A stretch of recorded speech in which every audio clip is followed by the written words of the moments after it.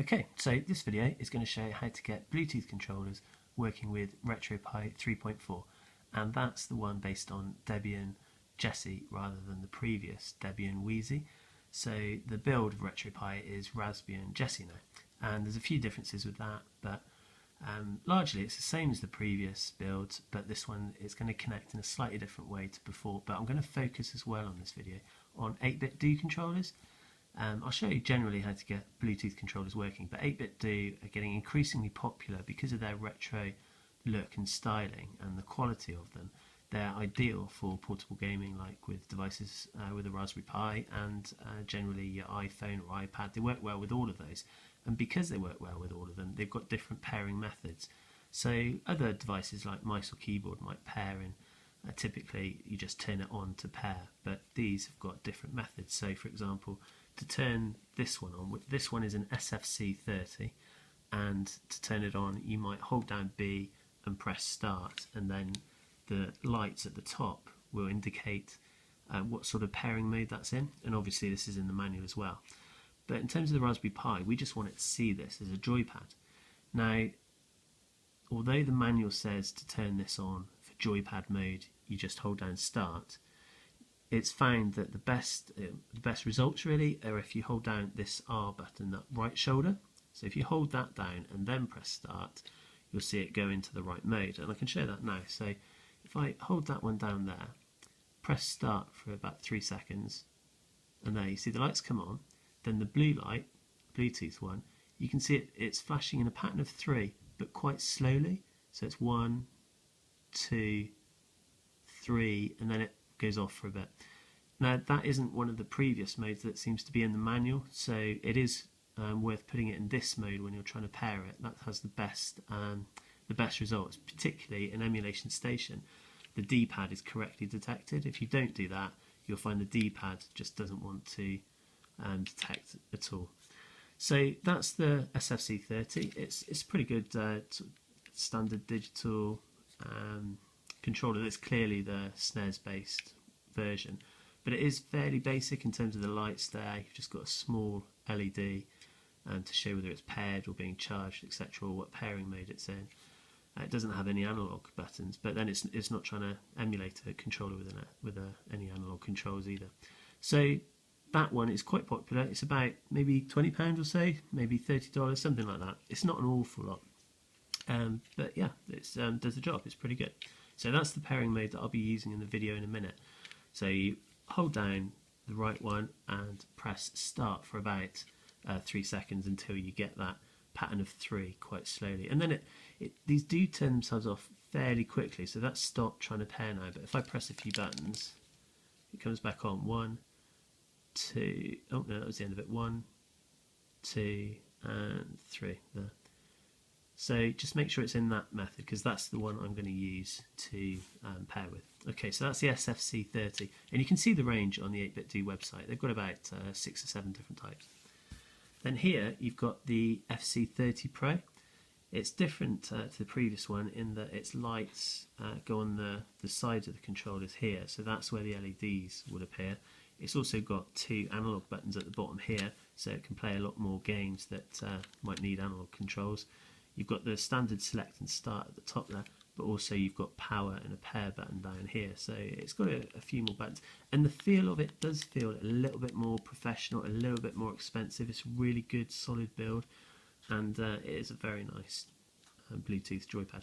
Now the mode for this is as per the instruction manual, which is basically just hold power. So you don't do start here, you just hold down the power button, this left one here. If I do that for 3 seconds, there it goes on, and then you've got a pattern of 1, so it just flashes with 1 there. Now if I was to turn that off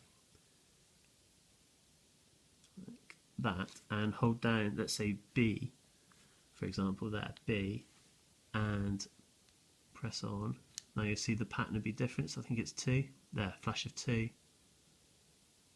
So again, you've got different connection modes with this, but with the Raspberry Pi, I'll just turn that off.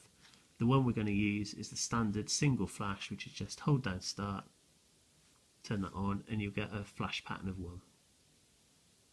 And that's how it's going to connect. Okay, so they're the 2 controllers I'm going to try with. You can use obviously just about any Bluetooth controller, they should all work pretty well, but these are the ones I'm going to do in the video. Okay, so now we'll change and look at Emulation Station booting up, and as I said, it's 3.4 with Debian Jessie.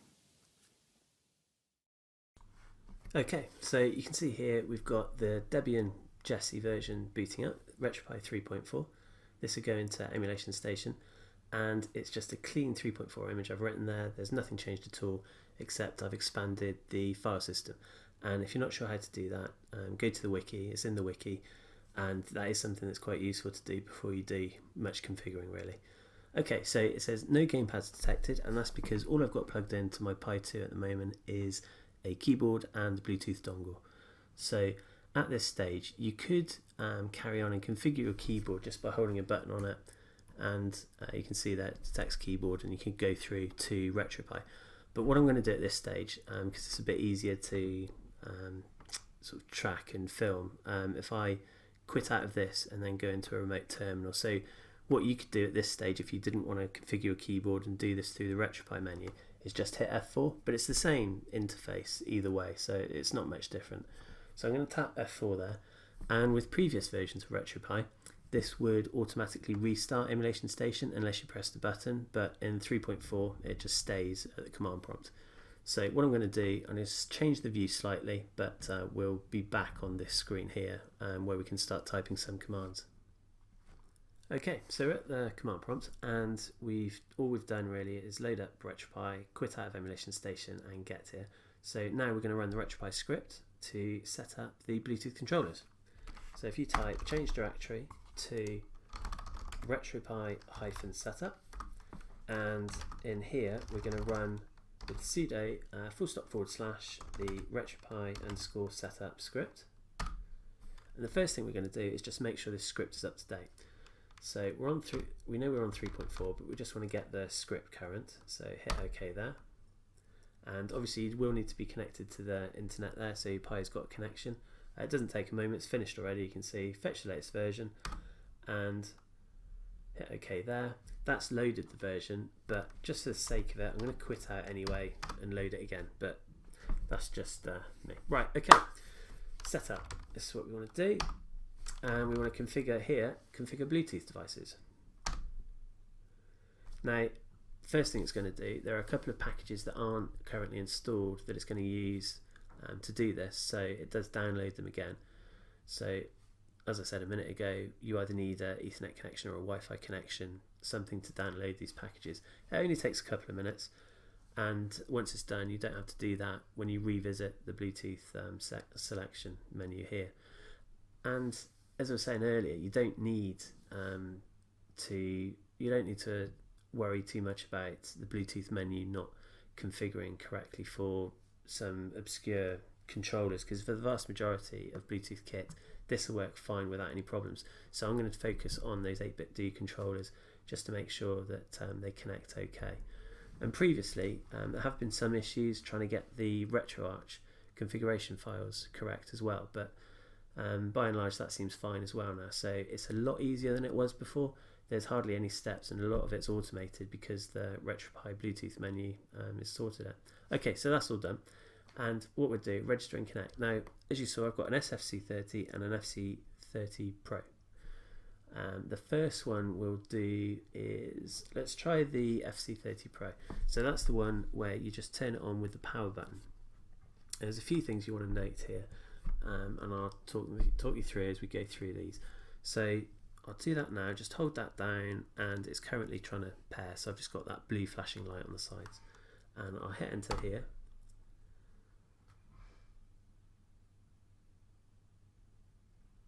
Okay, no device found. I do get that sometimes. It could be maybe a flaky Bluetooth dongle, or maybe my controller's a bit too far away or it's blocked. Let's try that again. So, you know, if it does do that, just give it a couple of goes. It'll probably kick in. There we go. Now, it has found a Bluetooth device, but I happen to know that is not the MAC address of the Bluetooth device I'm looking for. So I'll try it again.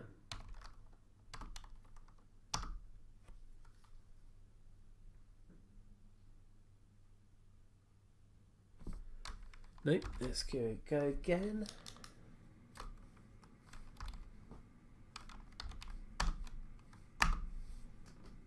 I mean, often this would be first time, and sometimes I do find this FC30 Pro a bit more picky than the SFC30, and I imagine a lot of Bluetooth devices just appear straight away. But I'm going to persevere. Let's see if we can get this appearing.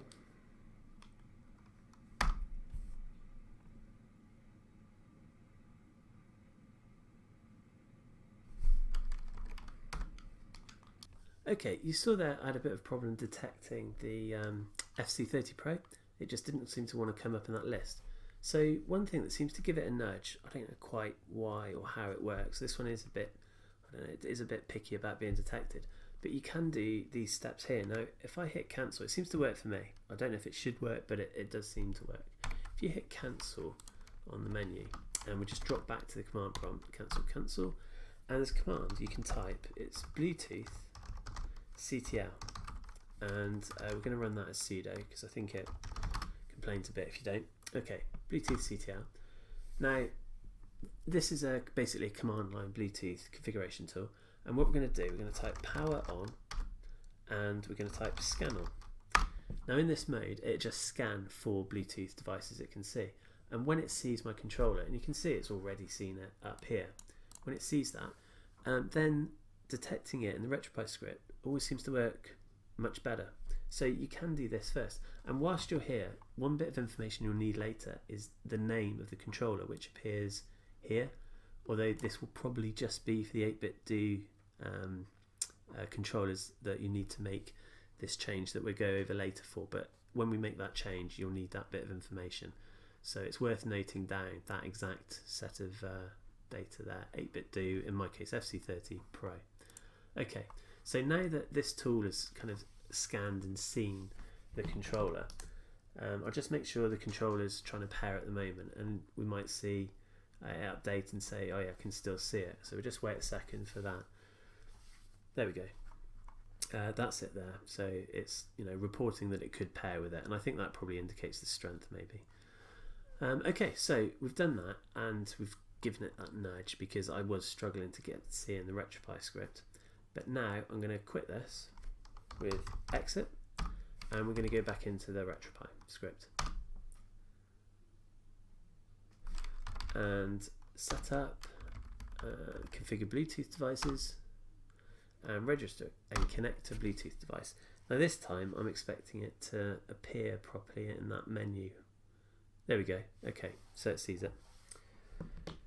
So what we'll do now is make sure the controller is still pairing and it hasn't sort of stopped because maybe we've taken a long time to do it. So it's still flashing away. Hit OK, and it's the first option here. You want display yes no to pass to it. And it takes a minute here, and then it just hopefully, okay, an error code connecting to it, page timeout. Maybe that's relating to the pair. Let's try again. I'm just going to turn the controller off a second. Okay, so it's off now, and I'm going to turn it back on. Right, it's on now. Hit OK.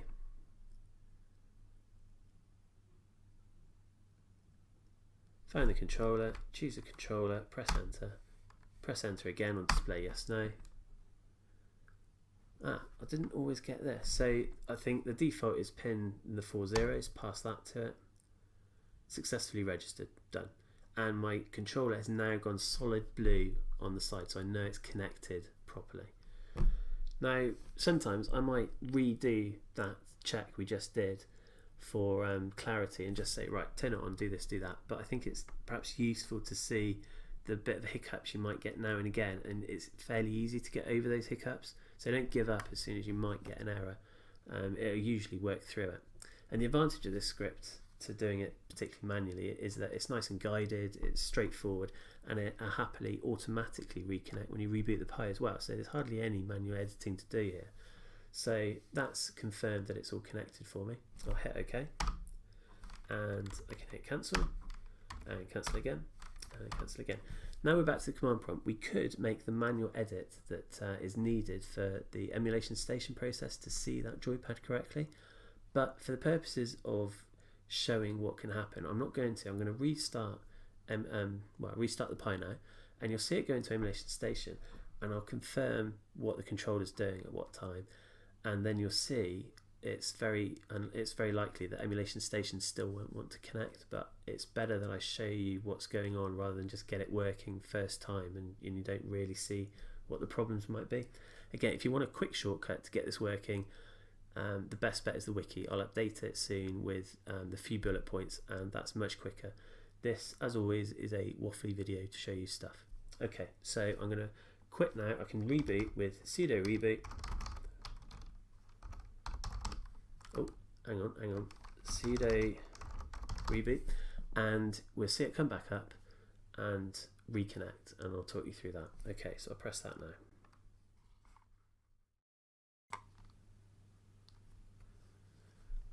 Okay, so we're booting back up, we're at the RetroPie screen, and just before this RetroPie splash screen appeared, so pretty much between the text finishing and this splash screen appearing, I turned on the FC30 Pro. So I did it at that point rather than just as I started, and before it even got to the Emulation Station screen just then, it was connected. So I can see it's connected because I've got a solid blue light on the controller. Like I said, the best point seems to be just before that RetroPie splash screen turns up. You can do it, it doesn't have to be precise, but I do find it connects a lot more reliably if you turn it on about there rather than much earlier for whatever reason. But anyway, that has got a connected controller. But it doesn't really help because you can see Emulation Station can't see it even though it's connected.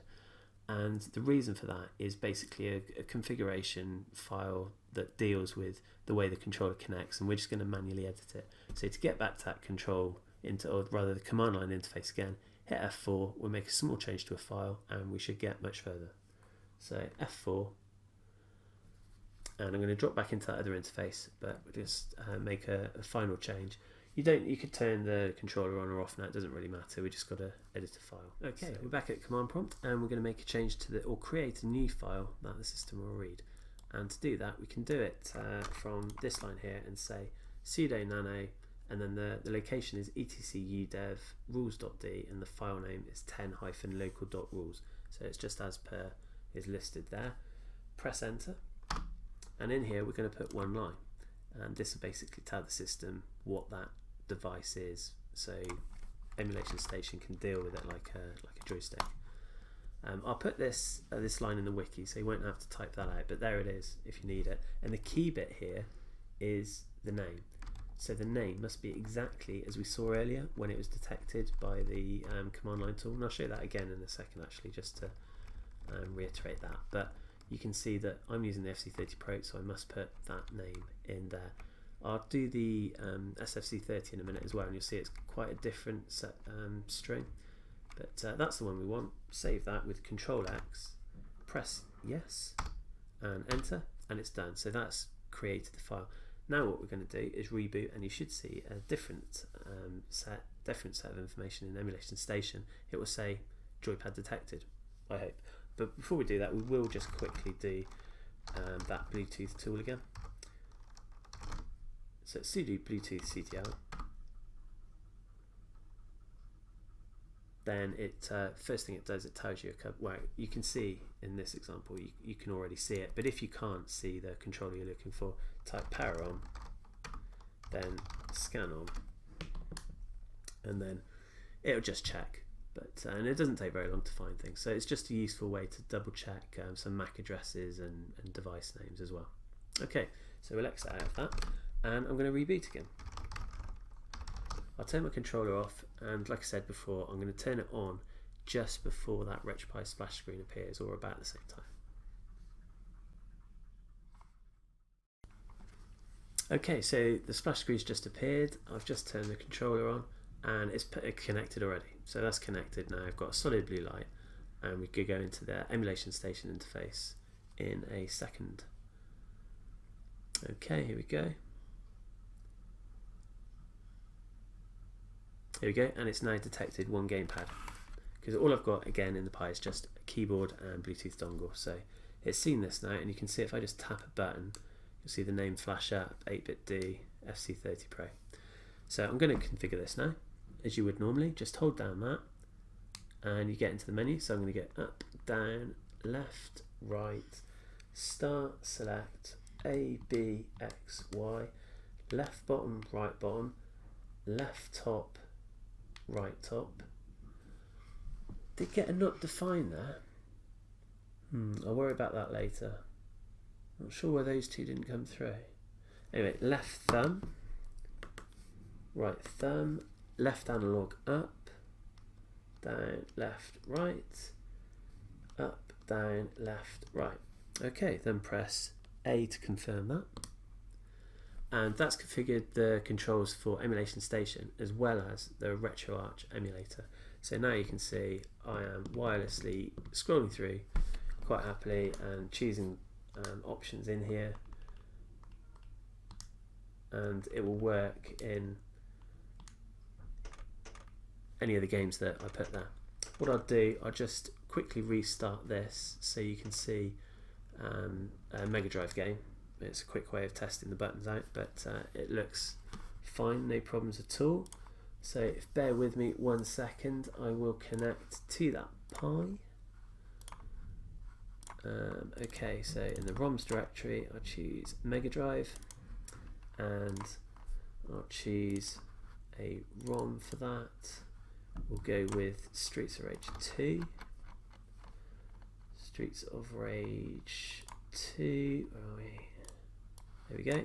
Okay, so I've copied that at the back end, and I'll just press start here and choose quit and restart Emulation Station.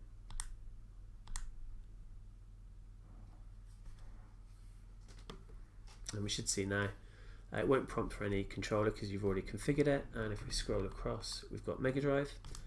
Go in there, open Streets of Rage 2. You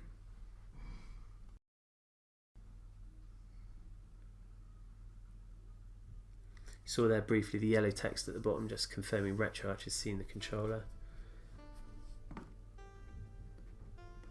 And if I press start,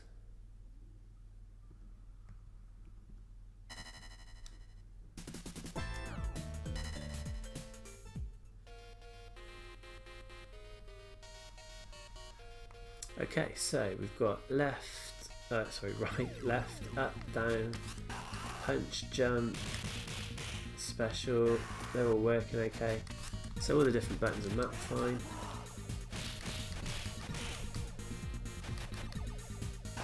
And if I told RetroArch to use the analog controls, it would do that as well, but by default it's the standard RetroPie. Okay, so that works fine, and the hotkeys works well. I hold down select, tap start, it quits out of it. So that's connected fine. What we'll do, I'll just quickly show you the config files that created so you can see what happened in the back end. F4, that, and I'll just flip back into the... Okay, so when we did that Emulation Station configuration, it wrote a few files, and you can see them if you go to apt, RetroPie, configs, all, and Emulation Station. In here, it's created or edited the ES input CFG, and it's created this ES temporary. This file is just it's kind of transitionary between the creation of the file and the RetroArch output. So it's not necessarily used as you play the game, but it's just when it's created. So if we look in this file that it's edited, nano ES input, you can see previously it would have just had this line, and this is the one that basically prompts it to store the configuration, prompt the configuration, and in our case it's written down the Emulation Station details here. So it's added them for the interface of Emulation Station itself. This is nothing to do with the RetroArch games at all. Okay, if we quit that,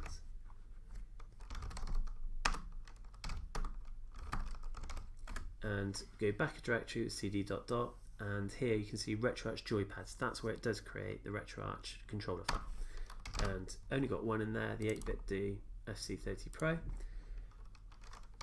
We can edit that with Nano, and you can see all the buttons in there, and we know that they're good because we just tried them out and it worked fine. You know, it played the game, detected the right button, the hotkeys work, so they're all mapped correctly. It was a bit odd it didn't like to detect the R2 and L2 along the top of that controller, but I think besides that it all seemed fine. Okay, and that's it. You can see that's worked fine. Auto reconnects. You don't have to make any other edits to that at all, and you're ready to go. What we'll do next is configure the other controller, the SFC30, but to be honest, it's a very similar process, so it won't be an awful lot different. So what I'm going to do, I'm going to turn off that FC30 Pro, so that's off now. We're going to go back into the setup script that we saw earlier with sudo retropie _ setup.sh. We're going to go back to setup and configure Bluetooth device. And I'm going to turn on the SFC30, and as I showed earlier, hold down the right bumper, tap start, wait for the light to come on, then let go, and you get that three flash pattern. Okay, hit enter.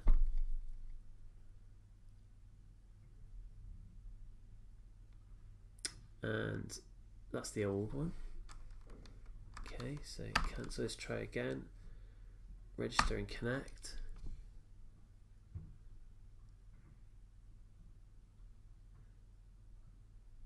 Still not there. Now let's try that tool that we did earlier, just see if it makes any difference. If I drop out of that, type Bluetooth CTL, oh, what's sudo there? Okay, power on and scan on. Let's see if it can see the SFC30. Ah, that's it there, I think, where it says new device. Yeah, there we go, 8bitdo SFC30 gamepad joystick.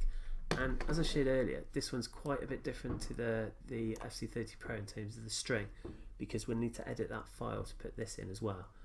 But it's found it there. Now what we're going to do is see if that normal script will pick it up fine. So we typed exit, we go back into that script, and we're going to go into setup and configure Bluetooth device, register and connect.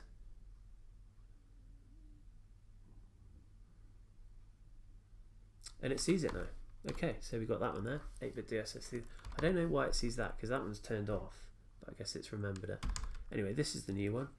I'll make sure the controller is trying to pair. Make sure that light's flashing, hit enter, and enter again.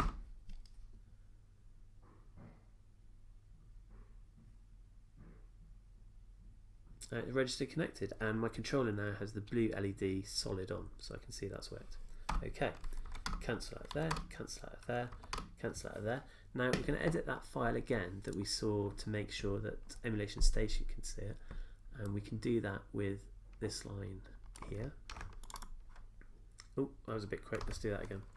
So yeah, that's the line there. Just type sudo nano etc utd as per the screen, and we've got the same content that we saw earlier, but it's no problem adding more lines to that. So in this example, with the new controller, the SFC30, I've put that line in. You can see it here. I've changed the text there with the name to match exactly what it was showing earlier, and that's all you need to do. So I can Control X that.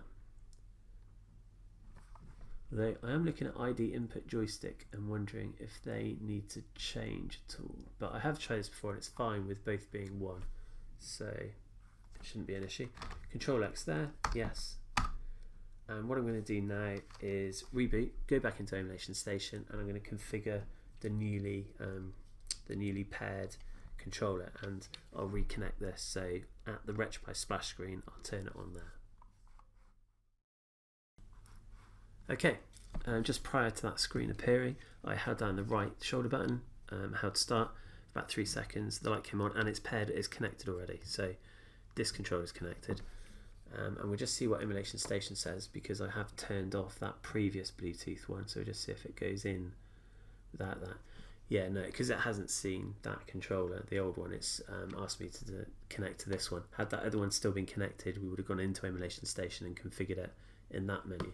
But if I hold down the controller here, there you go, 8bitdo SFC30, and we're going to go D-pad up, down, left, right, start, select, A, B, X, Y, left, right. Now I haven't got any more buttons, so I'm just going to hold down the ones I've pressed before and it just jumped to not defined, just to get me to the end of the list, and then it'll recreate the RetroArch controller file.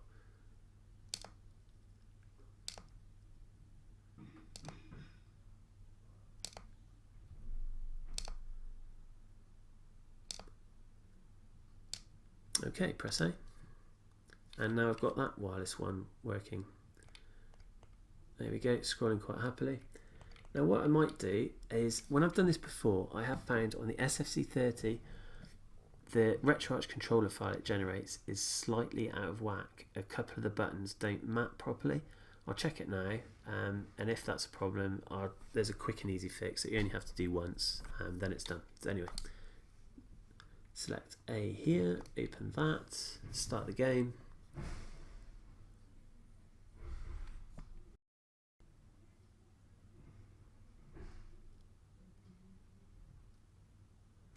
Okay, so the start button works. Actually, the start button doesn't work. I'm pressing it, I'm not getting anywhere. If I tap A, that bit works. And we can go into the game. And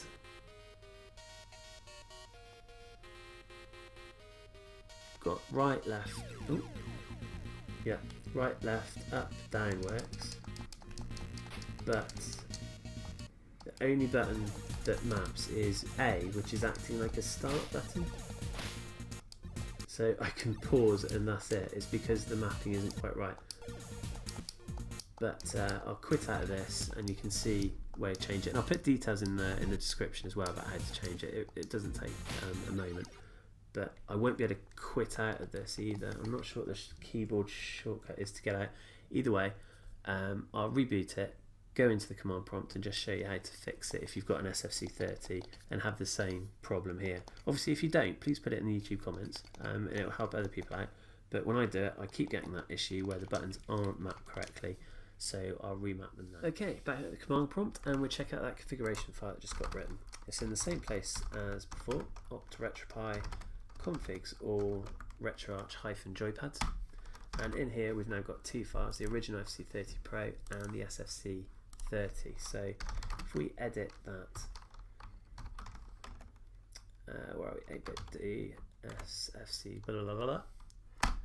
Okay, in here some of the buttons aren't the same. So what I'll do, so you can pause this and check it out if you like, I'll paste below the correct buttons, and I'll also put a link in the description about the full details about how to do this. But if I go down here and paste here, so ignore, these are the correct buttons, but the best way to do it is find in here, you've got button B here, so at the moment that's logged as number 1. If I went up there, change that number 1 to whatever B should be, 12, so 12, that's done, and the reset hotkey button there, reset button, was also 1, which was B, so I put that to 12 as well, like that. Then Y, for example, should be 15, but Y is here, it's 4. Change that to 15. Input select button should be 21, so the select button is here, it's marked as 10, so change that to 21. And the enable hotkey button was on 10, so that is the select button obviously, so that's 21 as well, etc. So you just go through those, change the numbers from what they are to what they should be here, and it'll work fine. So when you're finished with that, delete these lines here, get rid of these, and Control X to get out of it, press yes to save, and press enter, and you've done it. Then when you restart, it'll all be fine. So that is a long-winded, waffly video about how to go about it. It's often a lot easier with that, especially with other controllers or keyboards. It'll just work straight away. You won't have to make any manual edits or muck about at all. But it's worth those couple of tweaks to get the 8bitdo controllers working well. Do put questions in the comment section, and I'll help you out as much as I can. And I'll update the wiki as soon as I can as well with the Jessie instructions, so RetroPie 3.4. And you'll see when it's written down, it's really not that many steps at all, but I just like to sort of work through all the problems you might encounter in the video. Anyway, hope it's helped. If it has, please click the thumbs up button, and if you need any tips, please subscribe to the channel and I'll try to put more videos up soon. Thanks.